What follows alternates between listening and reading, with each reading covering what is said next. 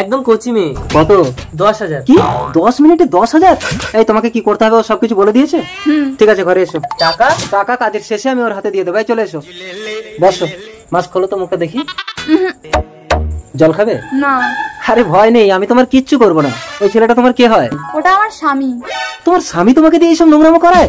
আমি করতে চাই না কাকু, ও আমাকে দিয়ে জোর করে এসব কাজ করায়। তুমি ওর কাছে আছো কেন? আমার বাবা মা কেউ নেই, আমার সৎ মা ওই ছেলেটার কাছ থেকে অনেক টাকা নিয়ে আমাকে ওর সাথে বিয়ে দিয়ে দিয়েছে। ওকে রিল্যাক্স, জল খাও জল খাও। কি হলো, 10 মিনিট তো হয়ে গেল। আরে চিন্তা করছো কেন? যত মিনিট হবে তত 1000 টাকা দেবো, যাও। ওকে। হ্যালো পুলিশ, ভয় পেও না, তোমার কিচ্ছু হবে না। তোমার স্বামীকে পুলিশের হাতে তুলে দেবো।